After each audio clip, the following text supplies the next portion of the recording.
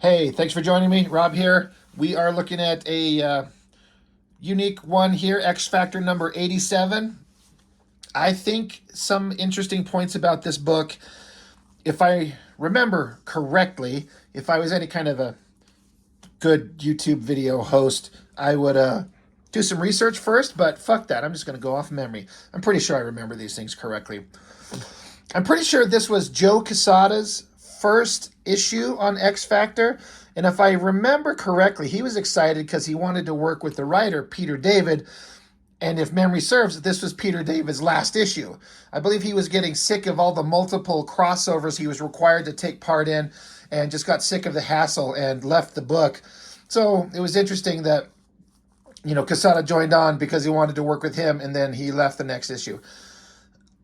And if I'm wrong, please correct me on that.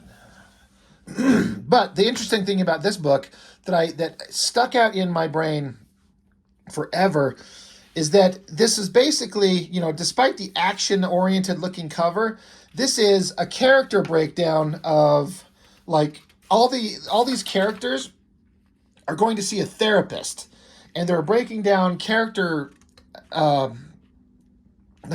moments, describing why each and every one of them have certain traits that stand out prominently, why they are the way they are, and why they are who they are.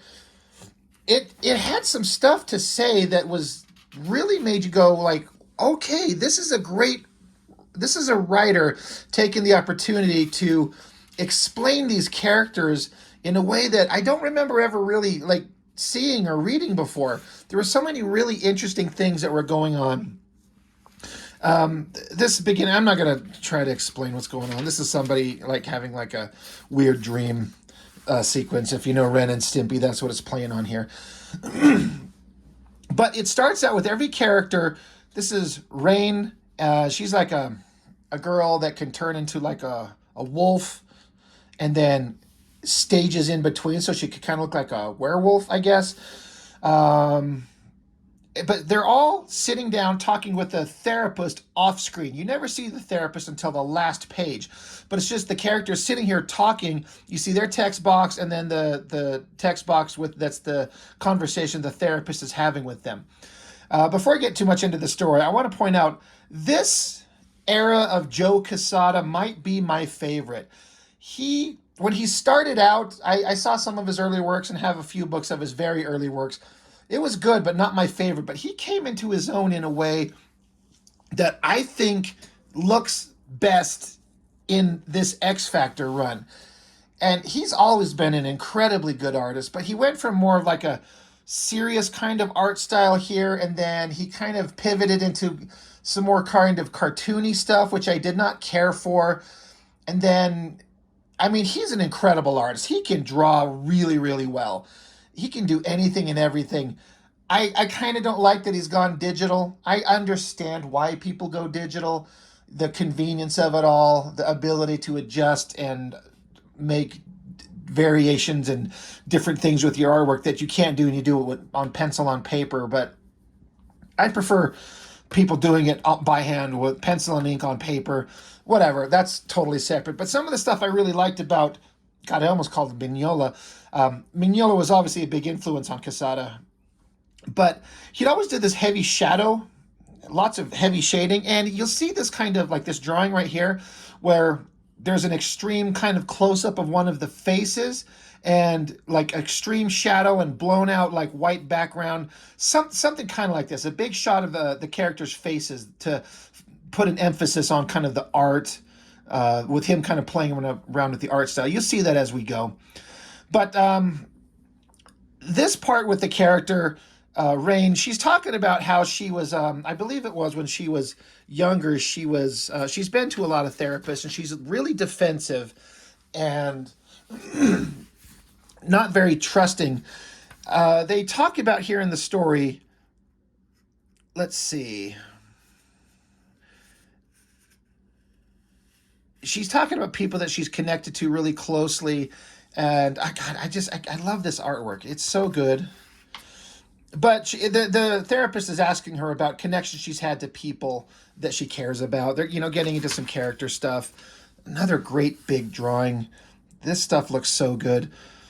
But he talks about all these people that she's been connected to in her life, but then she talks about this man who raised her, and she freaks out. She does not want to talk about him. She hates that guy. End of story. Doesn't want to discuss it with him.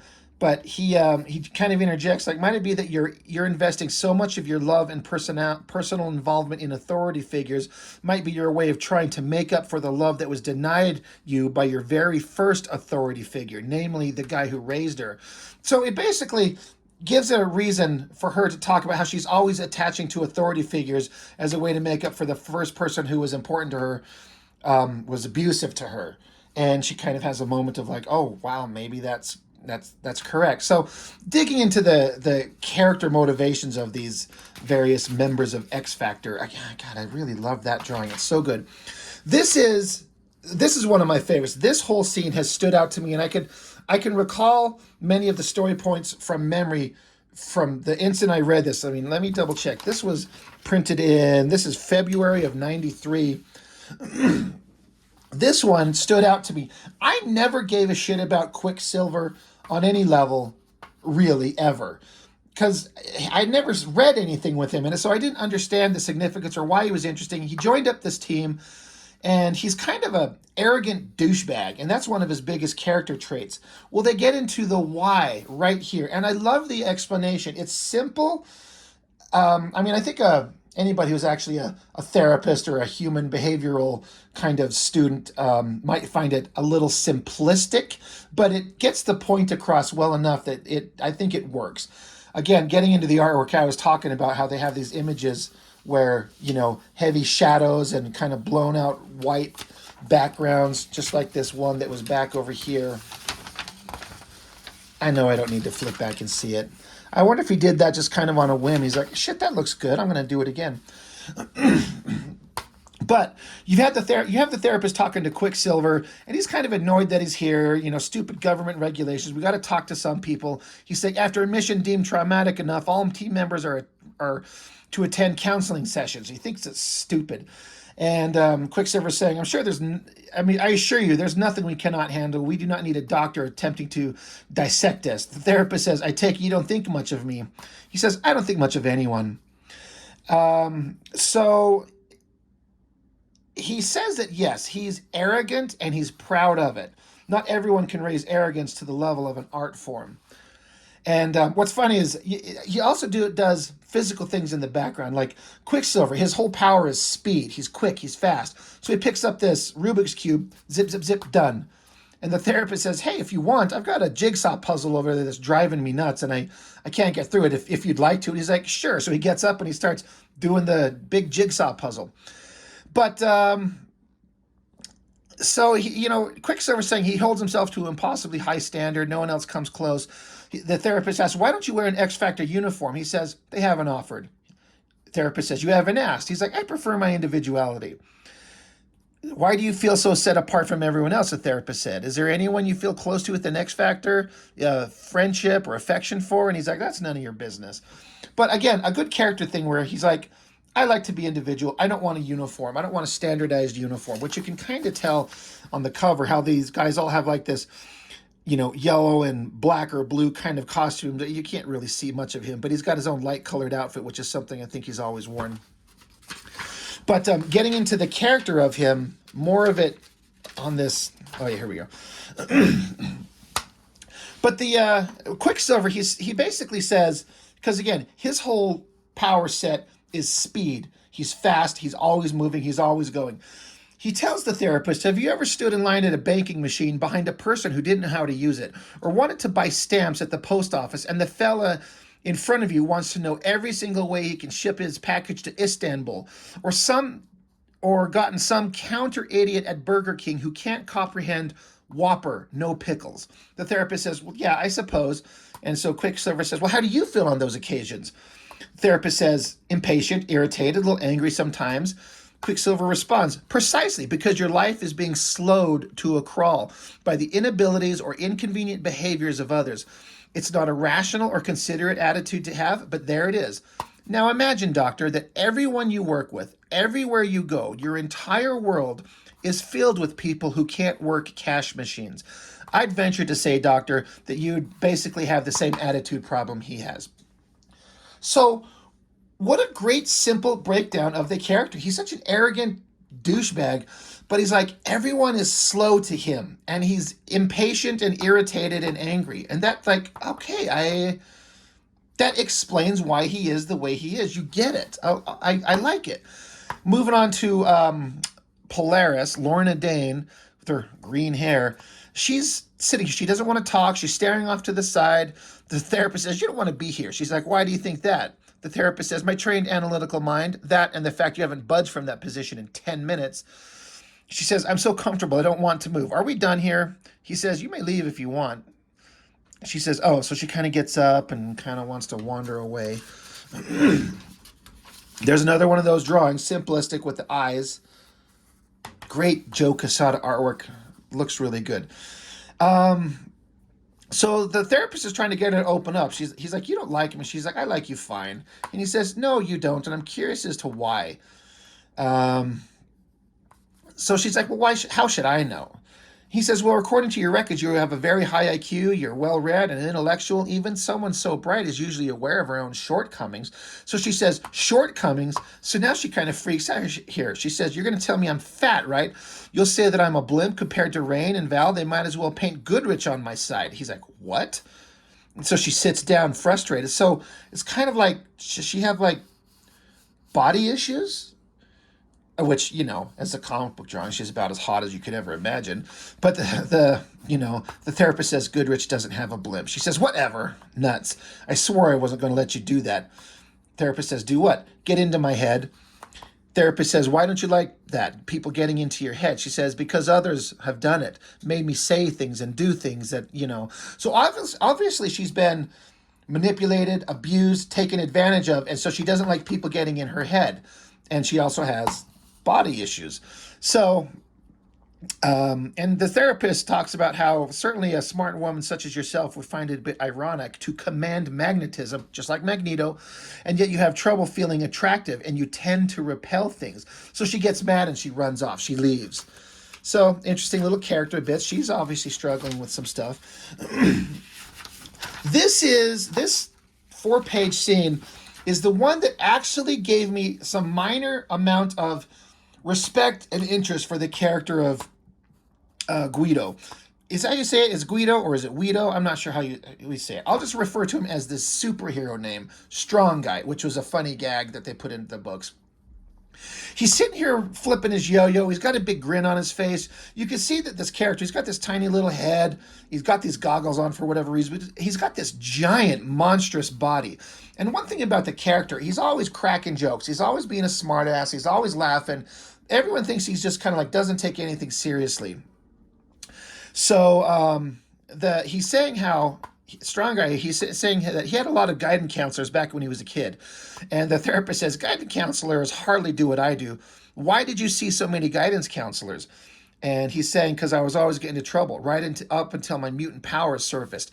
Getting back to the artwork, I love the way Joe Quesada draws hands. That is so good. Again, there's another one of those artsy panels. And so he's flipping his yo-yo. But he's talking about the first time his powers surfaced. The therapist says, do you remember the first time that happened? He's like, oh yeah, red letter day that was. You got to understand, Doc, I wasn't always a suave, sophisticated dude you see before you. In junior high, I was still a geek, a nerd. So he's talking about how he was really brainy and a very smart kid who was always ruining the grade curve. He wanted to fit in, but so he turned into kind of a prankster, but he still got picked on and beat up, like some douchebag kid tripping him.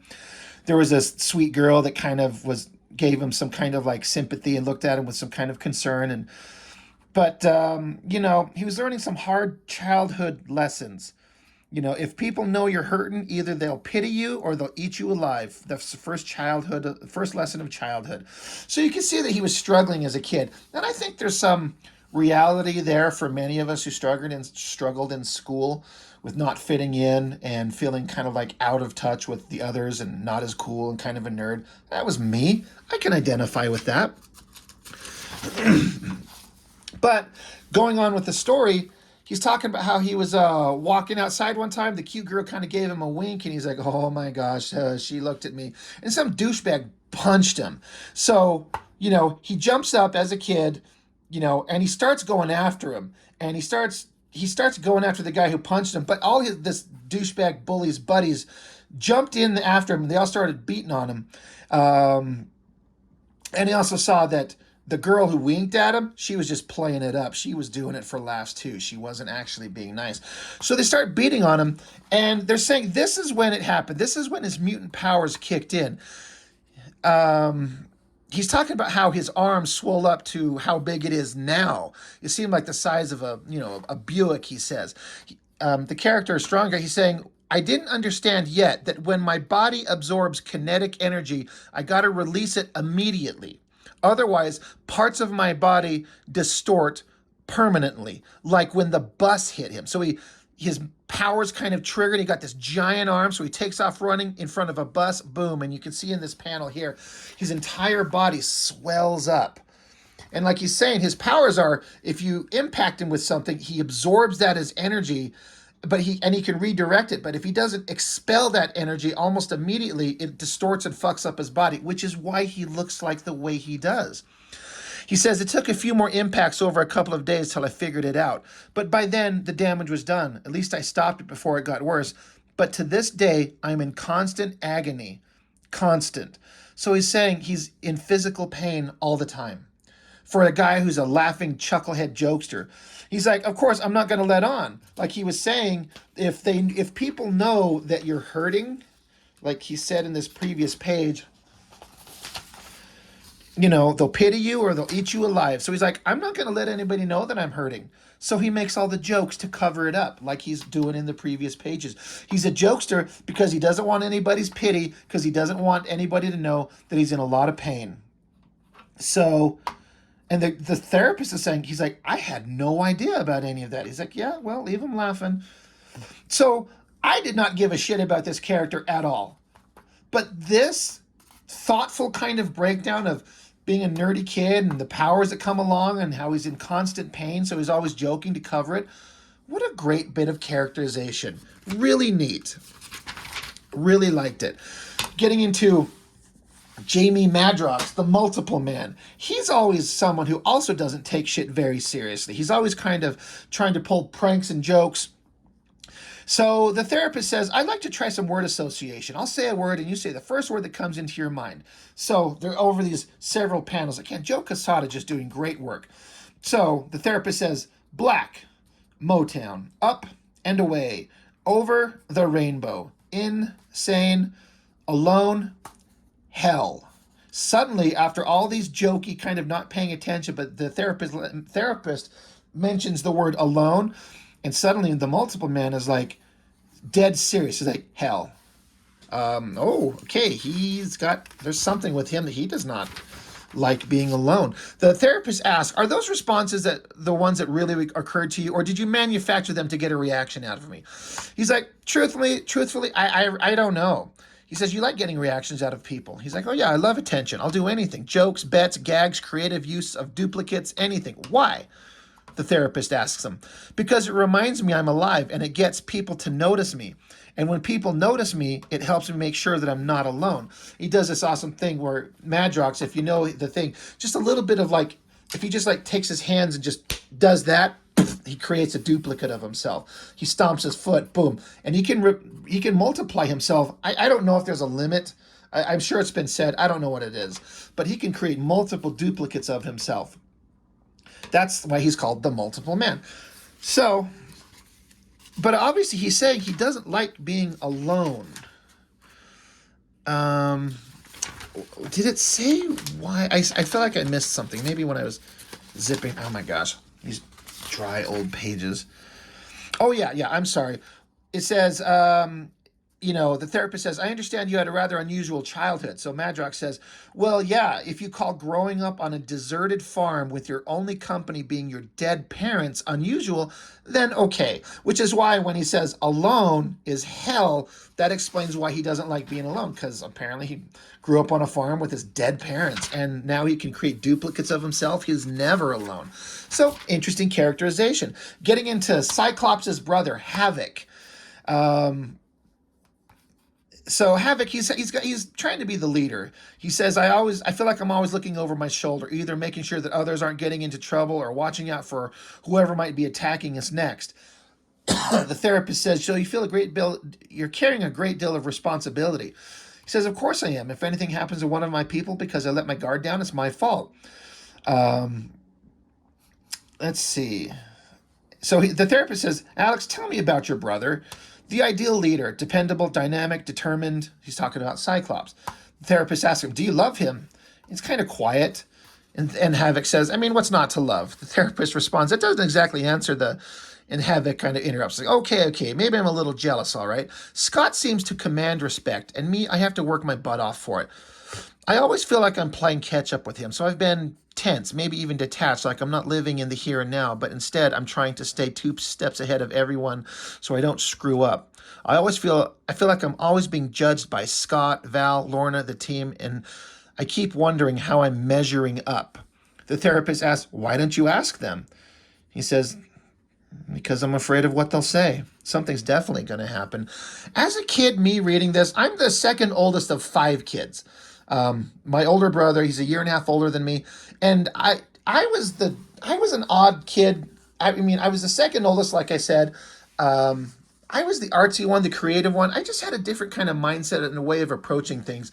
And the way that Havoc describes his older brother, over here, ideal leader, dependable, dynamic, determined, that's my older brother to a T. He also says he seems to just command respect, and me, I have to work my butt off for it. That's my older brother too, and that's me as Havoc in a very broad sense. I always felt nervous and scared and a lack of confidence. And my older brother, I'm not sure what his inner thoughts on this subject are, but to me, my perception was he always had his head on straight. He was always kind of popular. He always knew the right things to say. He always had good, cool friends and always wanted to hang out with them. He's always had a plan for life. He always kind of knew what he was doing. He's successful, and I always feel like I'm just kind of like a rudderless, directionless kind of follower that I don't know how to catch up. And my brother seems to just, it comes easy to him while I'm always struggling just to keep my head up in a way. So these pages just stood out to me in a big way. I kind of identified with some of these things. And so it's great characterization. It feels like it's written by someone who's very smart or had something very specific to kind of draw on. So anyway, not to trail off on a little tangent there, but I felt this big time.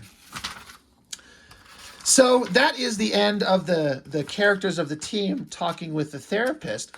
And so wait, listen to the page here. Oh, right. We come back to Lorna. She comes back to him and she's like, I just want you to know that I've dropped 15 pounds in the last month. Even before my jaw got busted up, I was dieting, exercising, pumping up. I think I look great. The therapist is like, well, good. She says, I mean really great. The therapist says, good. May I point out? And she interrupts, I am not repressed, and I am not self-conscious, and I am not repulsive. He says, I never said you. She cuts him off again. I am not afraid to take chances with what people will think of me, and I'm not afraid to be daring. The therapist says, Lorna, did we have a conversation that I missed? So she says, well, what do you think? And he's like, you kick my hormones into overdrive. She says, exactly. Huh. Some psychiatrist. And you see how he drops his pen. Now, Joe Quesada is a great artist. That costume design is very 90s inspired, and in very 90s inspired fashion, that fucking sucks. I don't know that the character kept this costume. I really can't remember. The whole point of it is to focus on how she's got body image issues, She feels like she's fat, so she's always working out. She's trying to look sexy and attractive. So she's got this ridiculous, like, revealing over the top bullshit costume. Again, I don't remember if this stayed around. I don't know. But it's a terrible design. But maybe it's a terrible design on purpose. I don't know. And as far as female figures go, it's totally serviceable. It's not the best one. It's not my least favorite drawing in the book. But it tells the story perfectly, so I'm stupid. And so this is a character that, her name's Val Cooper, I believe. She's kind of like because the X Factor in this era is a government team, and she's like the government liaison that works with the X Factor team themselves. So now she is sitting in front of the therapist as like the connection to the government to talk with the therapist, what the therapist feels like is a problem with the team, if anything. So she's saying, I appreciate your consulting the group, doctor. They're not an easy bunch. She says, the thing that helps me is that I've come to know them so well. That's the important thing, knowing your people. That's the key to being in charge. So the therapist says, well, why don't you tell me about them, Val? Your impressions of each of them. For instance, Rain, typical teenager, had a crush on Alex once, but that's gone. She's completely forgotten about it. Good kid otherwise, which I kind of skipped over her story a little bit more, but Rain, in the very beginning, she totally has a crush on Havoc. Lorna, Val says, very bright, very open, very together, not afraid to let people in emotionally. The exact opposite of what is actually going. Pietro, Quicksilver, snotty and for no good reason. Still, I think he's working a bit to be one of the group. He'll probably be asking for an X costume anytime. Nope. Guido, party guy, totally hedonistic, just cares about himself. Real wiseacre, a guy who's feeling no pain. Jamie, the multiple man. A loner, really, doesn't need a lot of people. Why should he? He can make all those dupes. Probably the most self-sufficient besides Alex. Wrong. And what about Alex? Totally confident as a leader. He's really grown into it. Totally out of his brother's shadow. By the way, you dropped your pen. He's like, thanks, I was distracted. So, tell me, doctor, why don't they act like other mutant groups? What's wrong with them? So he's taking Rolaids. He's like, oh my God. So it rolls into this final page where she's storming off, saying, where does he get off? They're normal, Ms. Cooper. They're refreshingly human. Geez, telling me I need awareness training. The nerve. If the crush came down, I don't know if I'd want my life depending on X Factor. Maybe I should just resign. I mean, let's face it. So she's basically, the therapist guy told her off. Like, you have got the complete wrong understanding of all these people, and you need to pay attention to who and what they are. I know this page. This, like, Val is taken over by this weird tentacle monster. That leads into a whole other storyline that comes up in the future. I have a feeling that Peter David was required to throw this in there because she gets taken over and replaced with somebody else, and I'm sure he was like happy to be done with the book. But this is a psychiatrist, Leonard Sampson. He's a character in the comics, and he's a therapist. So he shows up, and that's just showing you who they were talking to. So that is the end of this book. What a great, awesome one-off comic that there's no fighting in it. It's not a part of any kind of action or fighting or destruction. It's just an opportunity to get into the understandings of each one of these characters. And this one made me appreciate some of these characters in a way that lasts to this day. Whenever I think of these characters, I think of this book. Whenever I see Strong Guy, it's him and his story of how he became who he is and how Havoc is still kind of living under the shadow of his brother. It's a great book, really well written. I think Peter David used to have a pretty strong reputation in the comics industry, and it seems like in modern days, some people tend to think of him as a joke. I don't know. I've never read anything of his that I didn't enjoy. It's even if it's just some measure of like humor that he throws in. I think he wrote some good stuff, and this was a great book. So that's all I've got for now. I wonder, have you read this? Did you have any kind of similar thoughts or feelings on this one when you read it about the character breakdown? It's interesting to have a comic book that doesn't have a lot of, like I was saying, it's not a lot of fights or punching or explosions or action. It's just all character based. I remember reading this and coming out of it going, what a great book. The comics can be all kinds of things. Oh, God, I know. I kind of skipped over it, but that drawing is so good. I've tried to replicate those that angle on the eyes and the nose and the mouth. It's perfect. Anyway, that's all I've got for now. Thanks for joining me, and we will talk again soon.